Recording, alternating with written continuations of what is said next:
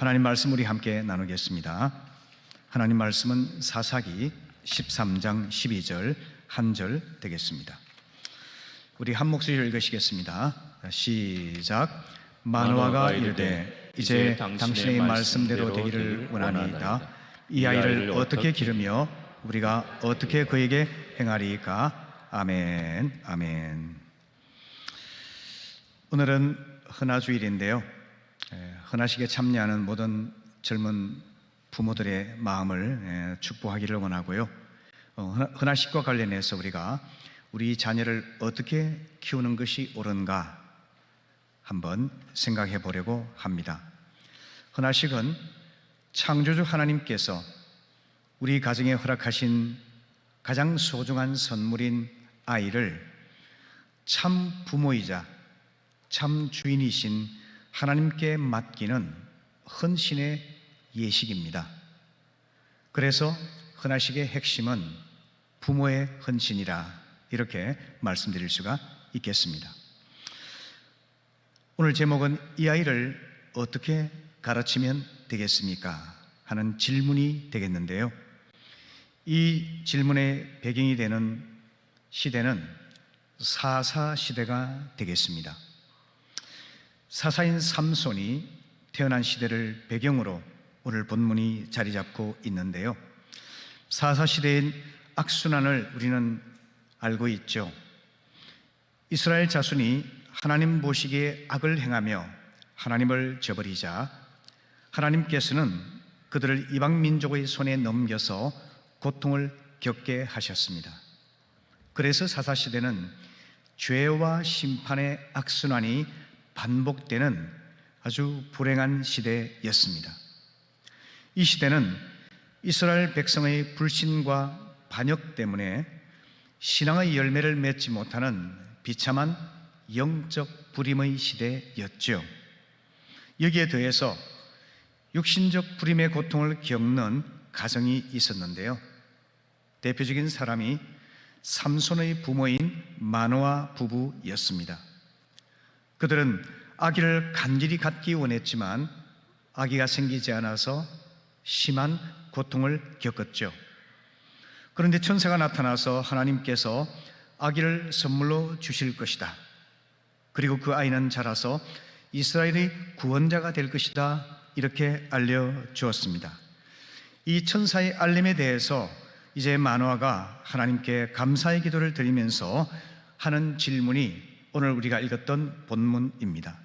하나님, 이 아이를 우리가 어떻게 길러야 할지 가르쳐 주시기 바랍니다, 이렇게 부탁을 하는 것이죠.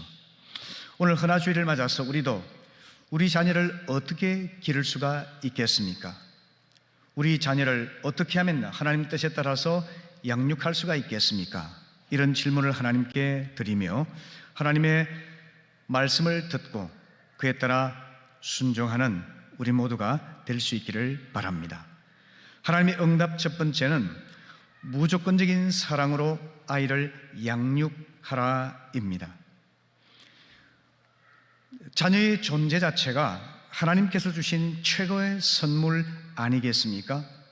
그것을 믿음으로 받아들이면서 소중히 여기고 하나님을 섬기는 그 마음의 자세로 자녀를 섬길 때 그것이 올바른 자녀 양육의 첫걸음이 된다고 하는 것입니다. 이런 무조건적인 사랑의 실천은 부모의 인격으로 되는 것이 아닙니다. 어떤 인위적인 노력으로 이루어지는 것이 아닙니다. 오직 부모 자신이 하나님의 무조건적인 사랑을 깨닫고 체험할 때만 가능할 수가 있다는 사실이죠. 성경을 한번 볼까요? 이스라엘 백성에 대해서 하나님께서 무조건적인 사랑을 베풀어 주셨죠. 신명기 7장 6절에서 8절 말씀 보시게 되면은 하나님께서는 이스라엘 백성을 하나님의 성민이라고 불러주셨습니다. 그리고 당신의 백성으로 택하여 주셨습니다. 그런데 그 조건이 여호와께서 너희를 기뻐하시고 너희를 택하심은 너희가 다른 민족보다 수효가 많기 때문이 아니니라. 너희는 오히려 모든 민족 중에 가장 적으니라. 여호와께서 다만 너희를 사랑하심으로 말미암아 또는 너희 조상들에게 하신 맹세를 지키려 하심으로 말미암아 자기의 권능의 손으로 너희를 인도하여 내시되 너희를 그 종되었던 집에서 바로의 집에 애굽의 왕 바로의 손에서 속량하셨다라고 말씀하고 있죠. 그러니까 하나님께서 이스라엘 백성을 당신의 백성으로 택하여 주시고 그의 성민으로 삼으신 것은 그들이 이용할 만한 가치가 있었으나 힘이 강해서가 아니라 너무나 연약하여서 그들을 불쌍히 여기시는 그 무조건적인 사랑 하나 때문에 그러하셨다는 것입니다. 이것이 신구약 전체를 관통하고 있는 하나님의 무조건적인 사랑이죠. 호세아 11장 8절을 보시게 되면은 하나님께서 끊임없이 반역하고 배신하는 이스라엘 백성을 향해서 이렇게 말씀하셨죠. 우리 같이 읽어보실까요? 시작. 이스라엘아, 내가 어떻게 너를 포기할 수 있으며 내가 어떻게 너를 버릴 수 있느냐? 어떻게 내가 너를 아드마같이 대할 수 있으며 어떻게 너를 스보임처럼 되게 할 수 있겠느냐? 내 마음이 내 속에서 돌아서니 네가 불쌍하다는 생각이 불붙듯 일어나는구나.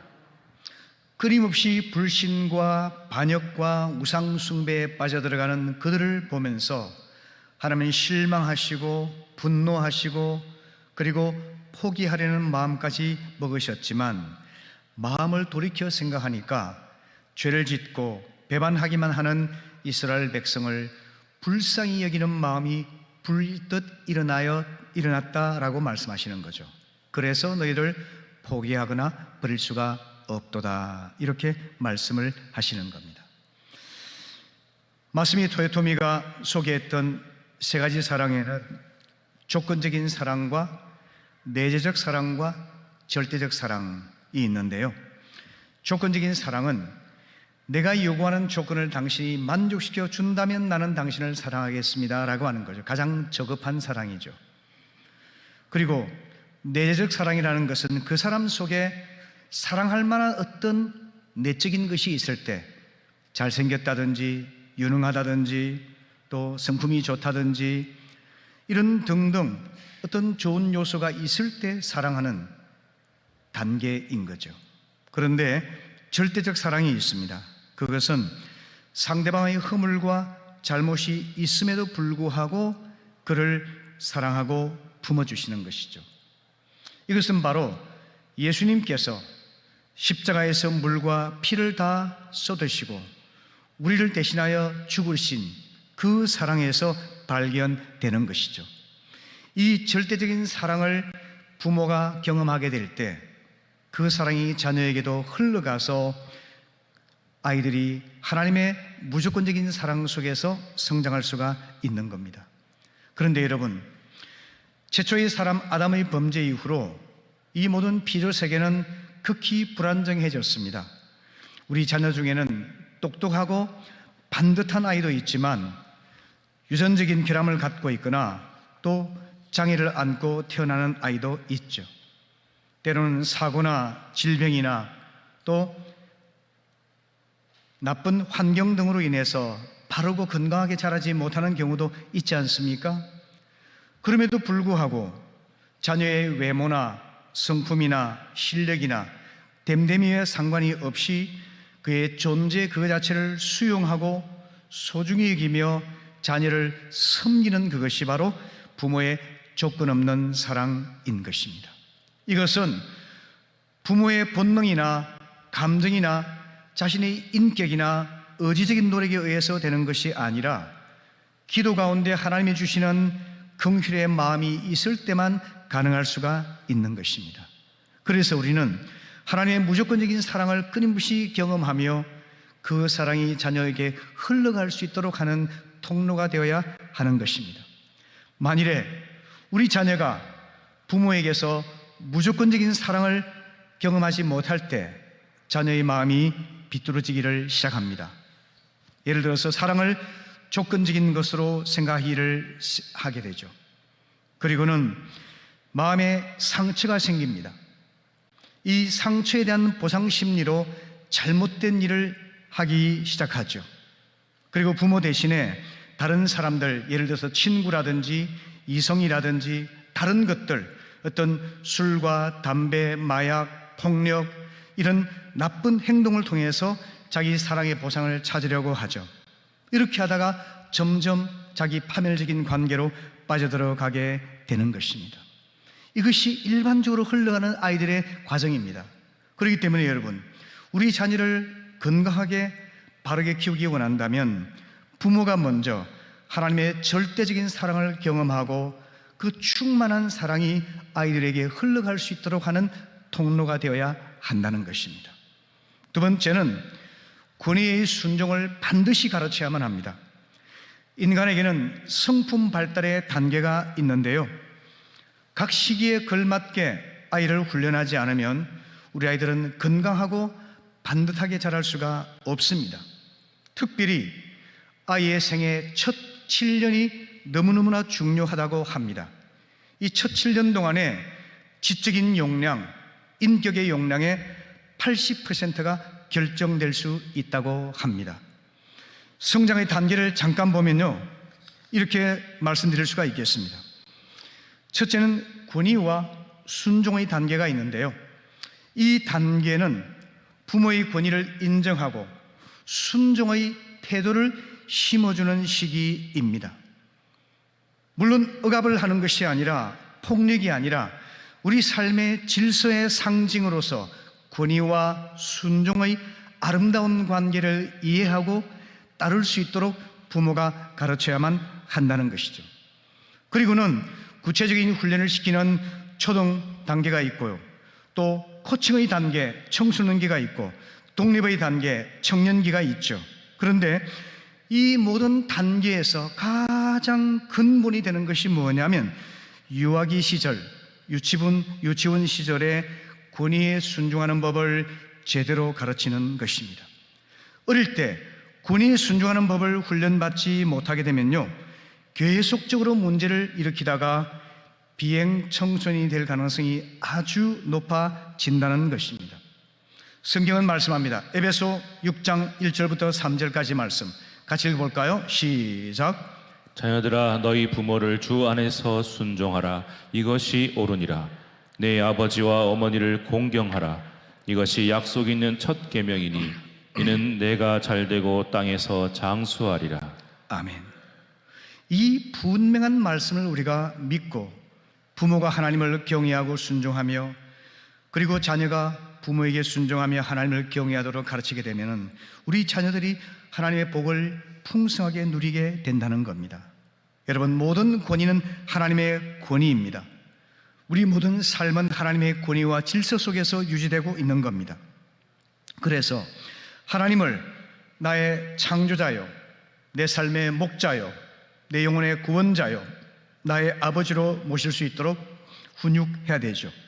그리고 우리 자녀가 가정 안에서 권위에 순종하는 법을 배울 수 있도록 그 특별한 훈육을 감당해야만 하는 거죠. 부모가 권위를 갖고 자녀를 훈육해야 됩니다. 자녀는 부모의 권위에 순종하는 법을 배워야만 합니다.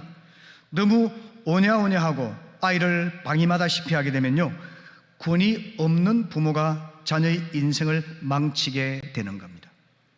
이걸 우리가 반드시 기억해야만 합니다.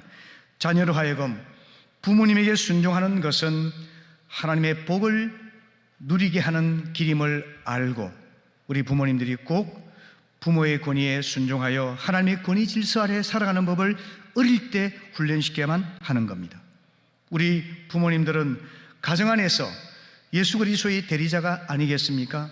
우리 주님의 권위로, 주님의 사랑으로 자녀를 양육하고 훈육해야 될 책임이 부모에게 있는 것이죠. 특별히 부모님이 다 예수를 믿을 때는 아버지의 역할이 얼마나 큰지를 꼭 여러분이 기억하시기를 바랍니다. 아이들이 권위자의 존재를 인식할 때 특별히 아버지를 통해서 그런 인식을 하기가 아주 용이합니다. 그렇기 때문에 우리 부모님들이, 특히 아버지가 그런 영적 권위자로서 자녀를 순종하도록 이끄는 그 책임을 감당할 수 있어야만 한다는 것입니다. 친구들을 만나서 우리 자녀들이 좀 컸다고 칩시다. 청소년기가 되어서 친구들 만나서 밤늦게 놀다가도 부모의 급한 전화를 받고는 모든 것을 중단하고 집에 돌아올 수 있는 그런 자녀가 순종하는 자녀인 것이죠. 이성교제를 할 때도 부모가 허락하지 않으면 그 관계를 정리할 수 있는 그런 부드러운 마음을 가진 자녀, 그가 순종하는 자녀이죠. 그들이 바로 성공적이고 복된 인생을 살아가게 마련인 것입니다. 그래서 부모 여러분, 아이들이 어리면 어릴수록 더 일찍 말씀에 따라 자녀를 훈육하고 하나님을 경외하게 하고 권위에 순종하게 함으로써 아이들이 원만하고 건전한 사람으로 자랄 수 있도록 양육할 수 있기를 바랍니다. 세 번째는 자녀의 인격과 특성을 존중하는 것인데요. 시편 127편 3절에 보면은 자식들은 여호와의 기업이요 태의 열매는 그의 상급이로다 말씀을 합니다. 모든 사람은 창조주 하나님의 형상으로 각각 지어진 최고의 귀한 존재이죠. 그래서 온 우주보다 더 귀한 존재가 바로 우리의 자녀이고 우리 각자의 존재라는 것을 믿으시기를 바랍니다. 우리 자녀를 지으시고 소유하시는 분이 창조주 하나님 아니겠습니까? 이 사실을 우리가 분명히 깨닫게 된다면 자녀를 부모의 소유물로 생각해서 내 마음대로 억압하거나 내 마음대로 조종하려고 하지 않겠죠. 하나님이 주신 선물임을 깨닫게 된다면 나는 주인이 아니라 청직이라는 생각을 갖게 되지 않습니까? 그러므로 주인 되신 하나님의 뜻을 따라서 자녀를 잘 양육하고 훈련시켜서 하나님께 되돌려 드리는 것이죠. 그래서 하나님 나라의 일꾼으로 키우는 것을 자녀 양육의 목표로 삼고 자녀를 키우게 되는 것이죠. 우리 부모 여러분, 자녀에 대한 그릇된 주인의식을 다 내어놓을 수 있기를 바랍니다. 겸허한 청지기 의식을 가지고 자녀를 키울 수 있기를 바랍니다. 아주 준비되지 않은 미성숙한 부모들은요, 자녀를 잡동사니 쓰레기처럼 취급하는 경우도 있습니다. 우리 신문이나 뉴스에서 발견하는 것처럼 말이죠. 입에 금행하기도 정말 부끄러울 정도의 일들이 벌어지고 있지 않습니까? 그런데 여러분, 우주보다 귀한 보물로 우리 자녀를 키우기 위해서는 자녀의 인격을 존중하고 자녀의 특성에 따라서 재능을 살려줄 수 있도록 양육해야만 한다는 것입니다. 요즘 꽃이 참 아름답게 피고 있지 않습니까? 꽃의 모양도 향기도 피는 시기도 다 다르지 않습니까? 겨울에 피는 꽃도 있고 봄에 피는 꽃도 있고 여름에 피는 꽃도 있고 또 가을에 피는 꽃도 있고 다 다양하지 않습니까? 향기가 다양하고 모양이 다양하고 피는 시기가 다양하고 사이즈가 다 다르지 않습니까? 창조주 하나님의 섭리와 솜씨를 인정하면서 우리 자녀들도 마찬가지라는 것을 기억해야만 하는 것입니다. 동물도 한번 보십시오. 가장 빠른 치타 같은 동물이 있는 반면에 느린 나무늘보와 같은 동물도 있죠. 크기가 상상이 안 가는 코끼리나 범고래가 있지 않습니까? 너무너무나 크기가 작은 개미도 있지 않습니까? 육식동물이 있고 초식동물이 있지 않습니까? 다양한 모습으로 동물들도 존재하고 있지 않습니까? 우리 자녀들도 마찬가지입니다. 일찍 깨어서 천재라는 소리를 듣는 아이가 있는 반면에 늦게 깨우치는 대기만성의 아이들도 있지 않습니까? 내향적인 아이가 있고 외향적인 아이가 있습니다. 말을 잘하는 아이가 있고 일을 잘하는 아이가 있습니다. 그림을 잘 그리는 아이가 있고 그리고 노래를 잘하는 아이가 있고 운동을 잘하는 아이가 있고 모든 것을 다 잘하는 것이 아닙니다. 하나님이 각자에게 주신 은혜의 선물을 따라서 각자 고유한 삶을 살며 가치로운 인생을 열어갈 수 있도록 돕는 것이 부모의 역할인 것입니다. 그러므로 여러분, 그릇된 소유의식을 버리시고 주님 안에서 청지기의 정신을 갖고 자녀를 바라볼 수 있기를 바랍니다. 자녀를 내 소유가 아니라 하나님께서 맡겨주신 우주에서 가장 귀한 선물로 받아들일 수 있기를 바랍니다.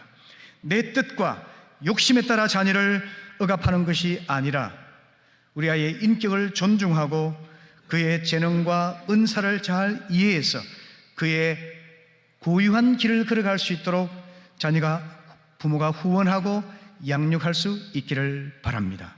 그럴 때 우리 자녀들이 아름답게 꽃을 피워서 하나님의 영광을 드러낼 것이라고 분명히 믿습니다. 아멘. 마지막으로 침묵의 기도로 후원하는 것입니다. 시편 62편 8절 말씀 보시게 되면요, 백성들아 시시로 저를 의지하고 그 앞에 마음을 토하라. 하나님은 우리의 피난처시로다 말씀하고 있습니다. 시시로, 정말 그런 필요한 때마다 주님을 의지하고 하나님 앞에 마음을 토하라는 겁니다. 왜냐하면 하나님은 우리의 피난처가 되시기 때문이죠. 그리고 누가복음 23장 28절은 예루살렘의 딸들아 나를 위하여 울지 말고 너희와 너희 자녀를 위하여 울라, 우리 주님께서 말씀하셨죠. 십자가를 지고 가시던 길에 주님께서 그렇게 말씀하셨습니다. 여러분, 우리 자신의 죄성을 인하여 울고 우리 자녀의 위험한 상황을 인하여 하나님 앞에서 울 수 있는 부모가 참으로 자녀를 올바로 양육하는 부모인 줄로 믿습니다. 그런 부모의 예로서 사무엘상 1장 10절을 보면 한나가 하나님께 나아가서 기도하고 통곡하였다라고 말씀하고 있지 않습니까? 우리가 잘 알고 있는 대로 한나는 불임의 고통을 겪었었죠. 사람들로부터 멸시를 당했죠. 그리고 처참하고 참담한 마음을 이루 말할 수가 없었죠. 그러나 그녀는 사람 앞에 신세를 한탄하거나 다른 사람을 원망 분노하지 않고 하나님께 나아가서 그녀의 마음을 털어놓았습니다. 하나님 앞에서 울었습니다. 하나님 앞에서 기도하며 호소하지 않았습니까? 그 결과로 그녀는 응답을 받고 훌륭한 인물 사무엘을 얻을 수가 있지 않았습니까? 우리 모두 자녀로 인해서 어려움을 겪을 때 특별히 주님 앞에서 울며 애통하는 자가 될 수 있기를 바랍니다. 사람들과의 만남을 통해서 우리가 위로를 받기도 하고 남들과 교제를 통해서 힘을 얻기도 하지만 근본적인 도움은 우리의 아버지 하나님으로부터 오는 것을 꼭 기억하시고 주 앞에 나아가서 마음을 토하는 우리 모두가 될 수 있기를 바랍니다. 그래서 자녀 앞에서는 웃고 하나님 앞에서는 울 수 있는 지혜로운 믿음의 사람이 꼭 될 수 있기를 바랍니다. 특별히 이를 위해서 우리는 자녀를 위한 기도의 십자가를 지어야만 하겠습니다. 자녀를 위한 기도의 십자가를 지고 방황하고 혼란 가운데 있는 자녀를 끌어안고 주님 앞에 울며 통회하게 될 때 우리 하나님께서 그 인생을 책임져 주실 것이라고 분명히 믿습니다. 최근에 저는 윤영미 아나운서 이야기를 좀 읽었는데요, 저분은 유명한 아나운서이면서 또 특별한 목회를 하시는 목사님의 아내이기도 하죠. 최근에 이분이 이런 글을 남겼습니다. 이분이 어머니가 초등학교 2학년 때 월남을 하셨어요. 부모님은 이북에 계시고 얼마나 많은 고생을 했겠습니까? 평생 어머니를 뵙지도 못했으니까요. 그런데 이 어머니가 36살에 홀로 되셨어요. 3남매를 키우셨습니다. 얼마나 강인하게, 얼마나 절실하게 자녀를 키웠을까요? 그런데 대학생이 된 이 윤영미 씨는 질풍노도의 청년 시절을 보냈다고 스스로 고백을 합니다. 긴 파마머리에 색안경을 쓰고 다녔다고 합니다. 명동의 디스코텍을 들락거렸다고 합니다. 우수에 찬 모습으로 밤새 술을 마시고 허무주의적인 전예린의 책을 읽고 이상의 시를 읊으며 인생의 본질을 그렇게 고민했었다고 합니다. 특별히 윤영미 씨는 엄청난 애연가였다고 합니다.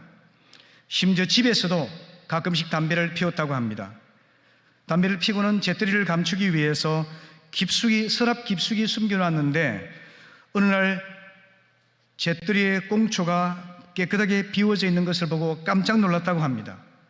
처음에는 이상하게 생각하면서도 또 담배를 피우고 재떨이를 숨겨두면은 다음에도 또 깔끔하게 치워진 재떨이를 발견하곤 했다고 합니다. 그리고 나서 어머니가 치우신 거구나 하는 확신을 가졌다고 합니다. 처음에는 혼날까 봐서 조마조마한 시간을 보냈지만 되돌아보니까 어머니께서 아무런 말씀도 하지 아니하시고 기도하면서 침묵하시고 기다려 주셨다는 것을 깨닫게 되었다는 거죠. 그래서 그녀는 어머니를 생각하면서 담배를 끊지 않을 수가 없었다고 말하고 있고요. 어머니께서는 지금 90이 되셨어요, 어머니가. 그런데 지금도 그때 일을 단 한 번도 입에 내어서 언급하지 않으셨다고 말합니다. 이분이 말하기를 만일 그때 어머니가 나를 혼냈다 한다면 반항하면서 계속 담배를 피웠을 것이다 라고 생각을 한다고 말합니다. 그가 더 이상 담배를 피울 수 없었던 것은 아무런 말을 하지 않으면서 침묵 가운데 기도하시고 그의 방황을 용서해 주셨던 그 어머니의 사랑 때문이었다라고 이야기하는 것을 들었습니다. 어머니의 침묵 가운데 용서와 기도가 방황하던 그녀를 지켜주었고, 그리고 성장해서 언론인으로서 그리고 목사의 아내로서 활동할 수 있었던 원동력이 되었다 하는 것을 고백하는 것을 듣고 마음에 감동이 되었습니다. 여러분, 말씀을 마무리하려고 하는데요, 제게 요기베스의 노래라고 하는 그런 CCM송을 들을 때마다 저는 거의 대부분 눈물이 멈추지를 않습니다. 연평한 씨가 작곡을 하고 조찬미 씨가 곡을 불렀었죠. 그런데 여러분이 잘 아시는 것처럼 이 노래는 남자아이가 태어나면 모두 죽이려 했던 바로의 칼날을 피해서 어쩔 수 없이 요게벳은 어린 아기를 갈대상자에 담아서 나일강에 띄우지 않습니까? 그러면서 아이의 참 부모가 되시고 참 주인 되신 하나님께서 이 아이의 생명을 지키시고 생애를 인도해 달라고 간곡하게 부탁하는 그런 기도의 내용이 담긴 노래이죠. 그런데 제가 어제 이 노래를 다시 듣는 가운데 놀라운 사실을 발견했는데요, 이 노래의 첫 번째 댓글을 단 사람이 있었습니다. 그분이 어떤 여성분이었는데요, 그 여성분이 글을 읽으면서는 너무나 많은 감동을 받고 눈물을 흘렸습니다. 이분의 글을 제가 잠깐 소개해 드리겠습니다. 고아원에서 자란 저는 이제 엄마가 됐네요. 얼마 전 기본 증명서를 떼며 저의 출생신고가 고아원에 보내기 전날 이루어진 것을 알게 되었네요. 저를 버리기 위한 출생신고였지요. 한 번 더 마음이 무너졌지만 저의 친정 부모님은 하나님이심을 다시 한 번 더 깨닫게 되었네요. 저는 그렇게 자랐지만 내 아이는 내 품 안에서 키울 수 있게 해주신 하나님께 너무나도 감사하며 이 아이는 내 것이 아니라 하나님의 것임을 고백합니다. 참 부모는 하나님이시니 하나님께서 이 아이를 함께 키워주실 거라고 믿습니다. 저에게는 누구보다 든든한 친정이 있습니다. 이런 댓글을 남기셨더라고요. 저는 그것을 읽으면서 마음이 너무나 뭉클하고 눈물이 흐르는 것을 느꼈습니다. 여러분, 우리 하나님께서 우리의 참 부모가 되십니다. 우리 인생의 참 주인이십니다. 우리가 그렇게 고백을 하고 하나님의 뜻대로 아이를 키우면 우리 하나님께서 우리 자녀들의 참 부모가 되시고 참 주인이 되시고 그들 인생의 목자가 되어주실 것이라고 저는 조금도 의심하지 않습니다. 오늘 우리 함께 요게베스의 노래를 들으면서 가사를 음미하시고 그리고 마음으로 기도하시면서 우리 함께 주님의 주신 말씀들을 한번 되새겨 볼 수 있기를 바랍니다. 한번 들려주시기 바랍니다.